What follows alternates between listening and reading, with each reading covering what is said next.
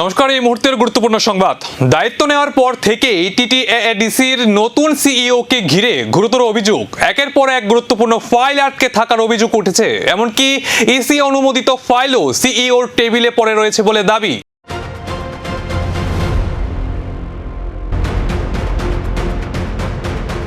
দায়িত্ব নেওয়ার পর থেকেই টিটিএডিসির নতুন সিইওর কার্যকলাপ নিয়ে উঠেছে একাধিক প্রশ্ন, অভিযোগ। গুরুত্বপূর্ণ বেশ কিছু ফাইল অনুমোদন না হওয়ায় প্রশাসনিক কাজে তৈরি হচ্ছে জটিলতা। এমনকি এক্সিকিউটিভ কমিটি অনুমোদিত ফাইলও সিইওর টেবিলে পড়ে রয়েছে বলে অভিযোগ। প্রশাসনিক কাজে গতি ফেরানোর পরিবর্তে ফাইল জট তৈরি হচ্ছে, এমনটাই দাবি উঠেছে। আরও গুরুতর অভিযোগ, এআরসি চেয়ারম্যান মহারাজা প্রদ্যুৎ কিশোর মাণিক্য দেববর্মার অনুরোধ নাকি গুরুত্ব পাচ্ছে না। ফলে প্রশ্ন উঠছে, টিটিএডিসির প্রশাসনে কি সিদ্ধান্ত বাস্তবায়নের ক্ষেত্রেই তৈরি হচ্ছে নতুন জট?